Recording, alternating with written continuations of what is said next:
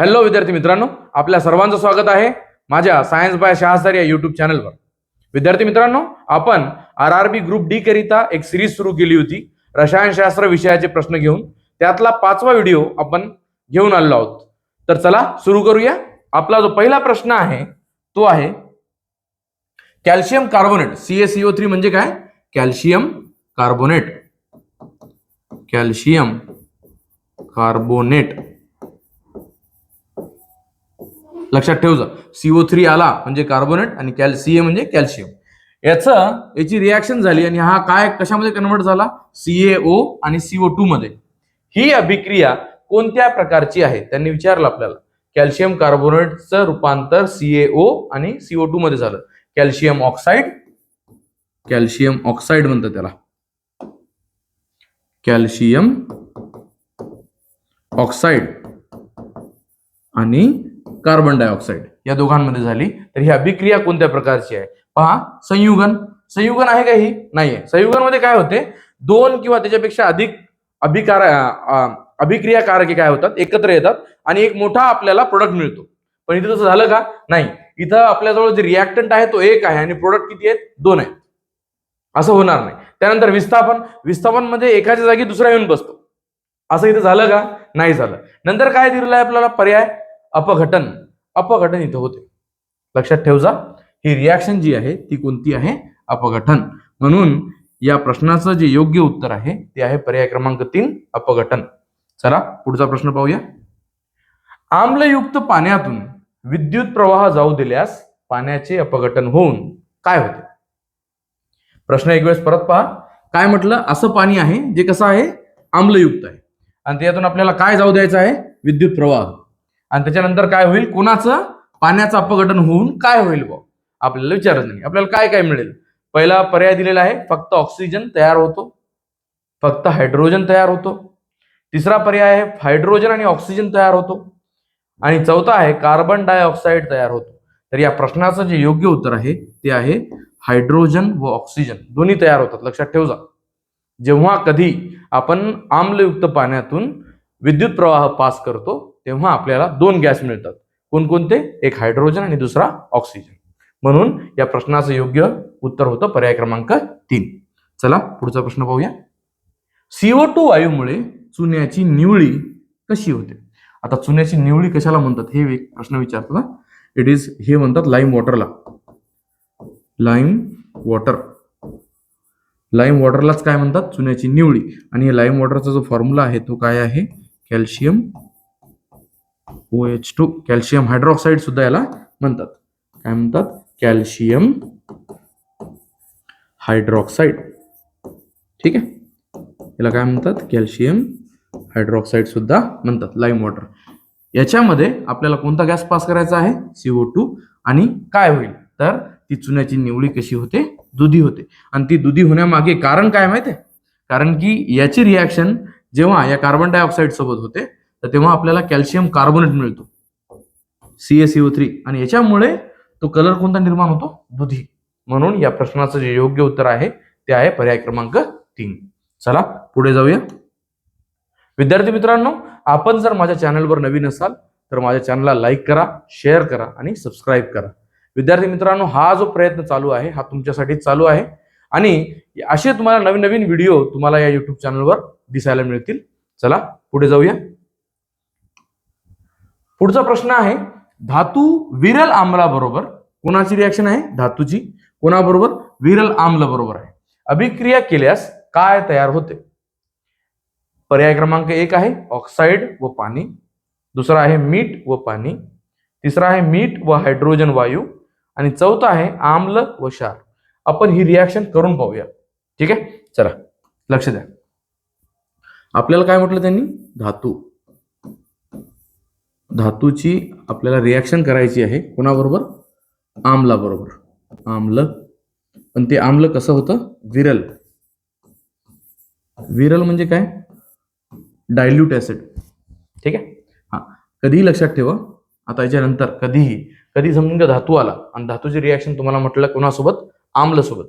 तर लक्षात ठेवायचं नेहमी आपल्याला काय मिळतो? क्षार आणि हायड्रोजन गॅस. हायड्रोजन हायड्रोजन वायू आपल्याला मिळतो. हे नेहमीच होणार आहे, हे विसरायचं नाही. आपण एक एक्झाम्पल सुद्धा पाहूया. आता बघा, धातू घेतो मी, धातू घेतला मी कॅल्शियम. कॅल्शियम हा एक धातू आहे. याची रिॲक्शन करतो मी आम्ल सोबत. आम्ल कोणतं घेतलं मी? HCl, hydrochloric acid. ठीक आहे. हे कसं घ्यायला पाहिजे मी? विरल. विरल म्हणजे कसं? डायल्यूट. ठीक आहे. Calcium react with dilute hydrochloric acid. काय होते पहा, आपल्याला क्षार मिळतो. कोणता? कॅल्शियम क्लोराईड CaCl2 आणि हायड्रोजन गॅस हा मिळतो. पण इथे रिॲक्शन बॅलन्स झालेली नाही. बॅलन्स करतो पहा, इथे 2 लावायची गरज आहे फक्त, बस. हा जो आहे CaCl2 हा एक काय आहे? क्षार आहे. आणि S2 म्हणजेच काय? हायड्रोजन वायू. असं आपण कोणताही धातू घेऊन त्याची रिॲक्शन कधी कोणासोबत करणार? आम्लासोबत केल्यानंतर आपल्याला क्षार आणि हायड्रोजन वायूच मिळणार. हे एकदम करेक्ट आहे. याच्यानंतर दुसरं काहीही होणार नाही. कुणाची रिॲक्शन कोणासोबत झाल्यावर? बोला. धातूची रिॲक्शन कोणासोबत झाल्यावर? आम्लसोबत झाल्यावर आपल्याला क्षार आणि हायड्रोजन वायूच मिळणार. त्याच्याऐवजी दुसरं काही मिळणार नाही. चला आपल्या प्रश्नाकडे वळूया. बोला मग, क्षार म्हणजेच काय? मीठ. आणि दुसरं काय? हायड्रोजन वायू. म्हणून पर्याय क्रमांक 3 हे या प्रश्नाचं योग्य उत्तर आहे. पुढचा प्रश्न पहा. खालीलपैकी कोणते धातू पाण्याबरोबर अभिक्रिया करत नाही? प्रश्न चांगला आहे. कोणता असा धातू आहे या चौघांपैकी? कोणकोणते ऑप्शन दिले आपल्याला? सोने, सोडियम, कॅल्शियम, पोटॅशियम. या चौघांपैकी असा कोण आहे जो पाण्यासोबत अभिक्रिया करत नाही? म्हटलं त्यांनी अभिक्रिया करत नाही. एकच आहे. कोण? सोने. सोन्याचा सिंबॉल काय बोला? Gold, AU. याला AU ने डिनोट करतात. सोडियमचा Na. ठीक आहे. कॅल्शियमचा Ca आणि पोटॅशियमचा K. हे चौघांचे सिंबॉल झालेत. ठीक आहे. हे सर्व धातू आहेत. काय आहेत? धातू आहे. पण हा सर्वात लिस्ट रिॲक्टिव्ह धातू आहे. कोण? सोने. हा जर का पाण्यासोबत अभिक्रिया केली असती यानं तर लोकांनी सोनं घातलंच नसतं. कळालं सर्वांना? हा असा मेटल आहे गोल्ड, जो पाण्यासोबत किंवा गरम पाण्यासोबत, थंड पाण्यासोबत, कोणत्याही पाण्यासोबत हा अभिक्रिया करत नाही. कळालं? चला पुढे जाऊया. पुढचा प्रश्न आहे, धातूंना विद्युत धन मूलद्रव्ये का म्हणतात? म्हणजे त्यांच्यावर पॉझिटिव्ह चार्ज का येतो? कोणावर? मेटल्सवर, धातूंवर पॉझिटिव्ह चार्ज का येतो? कारण की ते लोकांना इलेक्ट्रॉन काय करतात? देतात. लोकांना इलेक्ट्रॉन दिल्यामुळं त्यांच्यावर कोणता चार्ज येतो? पॉझिटिव्ह. म्हणून आपण मेटलवर काय, मेटल काय निर्माण करतो? कॅटायन. काय निर्माण करतो? कॅटायन. म्हणजे त्या मेटलवर कोणता चार्ज येतो? पॉझिटिव्ह चार्ज येतो. ठीक आहे. पहा पर्याय काय दिलेला आहे? ते इलेक्ट्रॉन ग्रहण करतात. ग्रहण तर करतच नाहीत बिलकुल. ते ऋण आयन तयार करतात. ऋण नाही, धन करतात. ते सहज इलेक्ट्रॉन गमावून धन आयन तयार करतात. हे एकदम बरोबर याचं उत्तर आहे. कळलं? हे इलेक्ट्रॉन गमावतात म्हणजे लोकांना देतात आणि स्वतःवर कोणता चार्ज निर्माण करतात? धन. कळलं? तर या प्रश्नाचं योग्य उत्तर होतं पर्याय क्रमांक 3. परत तुम्हाला सांगत आहे विद्यार्थी मित्रांनो, जर तुम्ही माझ्या चॅनलवर नवीन असाल तर माझ्या चॅनलला लाईक करा, शेअर करा आणि सबस्क्राईब करा, ज्यामुळे नवीन नवीन व्हिडिओज तुम्हाला पाहायला मिळतील. चला पुढचा प्रश्न पाहूया. सोडियम धातू केरोसिन मध्ये का ठेवतात? अतिशय महत्वाचा प्रश्न आहे हा. इम्पॉर्टंट क्वेश्चन आहे. अगदी महत्वाचा प्रश्न आहे. काय प्रश्न विचारला त्यांनी? सोडियम. बोला सोडियमचा सिंबॉल काय आहे? Na. कोणी विचारलं एनएच का सिंबॉल आहे त्याचा? तर म्हणायचं सोडियमचं जे लॅटिन नेम आहे ते आहे नॅट्रियम, म्हणून त्याचा सिंबॉल काय आहे? Na आहे. कळालं? आता हा सोडियम कशामध्ये ठेवतात? केरोसिन मध्ये. केरोसिन काय आहे? कोणी विचारलं काय म्हणायचं? हे एक हायड्रोकार्बन आहे. हायड्रोकार्बन. हायड्रोकार्बन आहे. कोण? केरोसिन. आपण त्याला रॉकेल, घासलेट म्हणतो गावरानी भाषेत. ठीक आहे. सोडियम धातू केरोसिन मध्ये का ठेवतात? पहा पर्याय पाहू. गंज टाळण्यासाठी, त्याला गंजच लागत नाही पहिली गोष्ट तर. वितळण्यापासून वाचवण्यासाठी, तो लवकर वितळ सुद्धा नाही. हवेतल्या ऑक्सिजनशी अभिक्रिया होऊ नये म्हणून, आणि चमक वाढवण्यासाठी. चमक तर त्याला ऑलरेडी असते. चमक त्याला ऑलरेडी असते कारण की तो धातू आहे ना. धातूची एक प्रॉपर्टी आहे, धातूला चमक असते. धातू हे आवाज निर्माण करतात. धातू हे काय असतात? विद्युत सुवाहक असतात. त्यांच्यामध्ये डक्टिबिलिटी असते, त्यांच्यामध्ये मॅलिबिलिटी असते, ते हार्ड असतात. कळलं? त्यांचा मेल्टिंग पॉईंट, बॉइलिंग पॉईंट कसा असतो? जास्त असतो. हे सर्व प्रॉपर्टी आहेत कोणाच्या? धातूच्या. तर याचं जे योग्य उत्तर आहे ते काय आहे? हवेतील ऑक्सिजनची अभिक्रिया होऊ नये म्हणून. महत्वाची गोष्ट म्हणजे काय? हा सोडियम जो आहे हा अतिशय रिॲक्टिव्ह मेटल आहे. खूप जास्त रिॲक्शन लवकर करतो. हा पाण्यासोबत रिॲक्ट झाला तर आग पकडतो, आणि वायूसोबत जरी रिॲक्ट झाला तरी तो ऑक्साईड बनवतो, जो सुद्धा आग लवकर कॅच करतो. म्हणून या सोडियमला पाण्यात ठेवत नाहीत आणि कुठेही उघड्यामध्ये ठेवत नाहीत. याला अशा बॉटलमध्ये ठेवतात ज्या बॉटलमध्ये केरोसिन भरलेलं असेल आणि त्याचं झाकण एकदम टाइटली पॅक असेल, कारण की हा लवकर काय करतो? रिॲक्शन करतो. कोणासोबत? ऑक्सिजन सोबत. कळालं? या प्रश्नाचं जे योग्य उत्तर होतं ते पर्याय क्रमांक 3 होतं. चला पुढे जाऊया. पुढचा प्रश्न आहे, सर्वाधिक द्रवणांक असलेला धातू कोणता? जबरदस्त प्रश्न आहे आणि हा येऊ शकतो तुम्हाला एक्झामला. काय म्हटलं त्यांनी? असा धातू सांगा ज्याचा काय द्रवणांक सर्वाधिक आहे, सर्वात जास्त आहे. एकच आहे बघायचा आहे, कोणता आहे? टंगस्टन. टंगस्टनचा द्रवणांक सर्वात जास्त असतो. टंगस्टन म्हणजे काय? कोणी विचारलं तर टंगस्टनचं जे सिम्बॉल आहे ते काय आहे? डब्ल्यू. गॅलियम नाही आहे, गॅलियमचा सिम्बॉल आहे Ga. पारा, पारा कशाला डिनोट करतात? Hg न. आणि सोडियमला सर्वांनाच माहित आहे Na. कळालं? हा Hg बद्दल काय सांगू शकता? बोला. Hg हा असा धातू आहे जो लिक्विड फॉर्म मध्ये असतो. कोणत्या फॉर्म मध्ये? लिक्विड फॉर्म मध्ये असतो. कोण? पारा. पण या प्रश्नाचं जे योग्य उत्तर होतं ते किती होतं? टंगस्टन.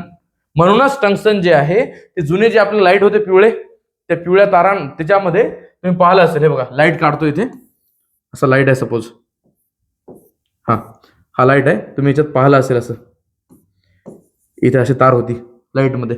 तर ही तार जी आहे ना ती तार बनवायची आहे कशापासून? टंगस्टन पासून. कळालं सर्वांना? चला पुढचा प्रश्न पहा. पुढचा प्रश्न आहे, खालीलपैकी कोणते गुणधर्म धातूंमध्ये आढळतात? कोणते कोणते गुणधर्म आहे जे धातू दाखवतात? पहा. पहिलं, तन्यता व वर्धनीयता. यस, तन्यता सुद्धा असते त्यांच्यामध्ये आणि वर्धनीयता सुद्धा असते. नाजूकपणा असतो का? नाही, नाजूक नसतात धातू. धातू हे हार्ड असतात. विद्युत दुर्वाहक असतात का? नाही, सुवाहक असतात. हे सुद्धा चुकलेलं आहे. कमी द्रवणांक असतो का त्यांचा? नाही, त्यांचा द्रवणांक खूप जास्त असतो. द्रवणांक खूप जास्त असतो. कोणाचा? धातूंचा. म्हणजे धातू हे कोणती प्रॉपर्टी दाखवते इथे? तन्यता आणि वर्धनीयता. तन्यता म्हणजे डक्टिलिटी आणि वर्धनीयता म्हणजे मॅलिबिलिटी. आता यांचा अर्थ सांगतो तुम्हाला. पहा, तन्यता म्हणजे काय? त्याला आपण तार मध्ये एकदम कन्वर्ट करू शकतो, तार काढू शकतो त्याच्यातून आपण. आणि वर्धनीयता म्हणजे त्यांना ठोकून आपण एक पत्रा तयार करू शकतो, शीट निर्माण करू शकतो. कळालं? ही प्रॉपर्टी आहे कोणाची? धातूची. पुढचा प्रश्न पहा, कॅल्शियमची पाण्यासोबत अभिक्रिया कशी होते? काय म्हटलं त्यांनी? कोणता धातू आहे? कॅल्शियम. आणि याची रिॲक्शन कोणासोबत सांगितली त्यांनी? पाण्याबरोबर. आणि ती कशी होते हे त्यांनी आपल्याला विचारलं. तर पहा, कॅल्शियम आहे, ठीक आहे, याची रिॲक्शन आपल्याला कोणासोबत पाहिजे? पाण्यासोबत. पण काय बनलं त्यांनी विचारलं का आपल्याला? नाही, पण रिॲक्शन बद्दल विचारलं. आपण पाहूया आपले ऑप्शन काय. होतच नाही, हे तर सरासर चुकीचं आहे. होते, रिॲक्शन होते, ठीक आहे. अतिशय जलद व स्फोटक, हा हे चुकलेलं आहे. अतिशय जलद व स्फोटक जी रिॲक्शन आहे ती कोण दाखवते? एक तर सोडियम दाखवते आणि दुसरा दाखवते पोटॅशियम. हे दोघच पाण्यासोबत अतिशय जलद व स्फोटक अभिक्रिया दाखवतात. लक्षात ठेव जा, इथे हा प्रश्न आहे पण तुम्हाला असाही प्रश्न विचारू शकते. अतिशय जलद व स्फोटक अभिक्रिया कोण दाखवते पाण्यासोबत? तर म्हणायचं सोडियम किंवा पोटॅशियम. तर हा कॅल्शियम जो आहे हा मंद गतीने व कमी जोमाने अभिक्रिया दाखवतो. कोणासोबत? पाण्यासोबत. म्हणून या प्रश्नाचं जे योग्य उत्तर आहे ते आहे पर्याय क्रमांक 3. वाफेशी तो रिॲक्शन दाखवतो, पण महत्वाचं जे आहे ते कोणासोबत आहे? पाण्यासोबत आहे. आणि ती कशी आहे? मंद आहे आणि कमी जोमाने आहे. विद्यार्थी मित्रांनो, जर तुम्हाला माझं हे सेशन आवडलं असेल तर या सेशनला लाईक करा, शेअर करा आणि आपल्या मित्रांमध्ये याला शेअर करा, ज्यामुळे त्यांना काय होईल? सोपं जाईल मला शोधणं. कळालं? धन्यवाद.